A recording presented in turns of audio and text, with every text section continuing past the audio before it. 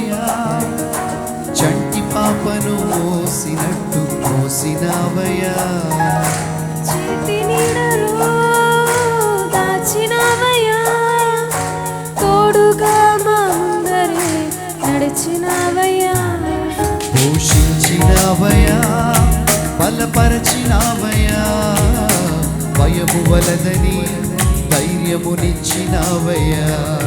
నడిపించినావయ్యా, కాపాడినావయ్యా, ఓట మంచులో విజయమునిచ్చినావయ్యా.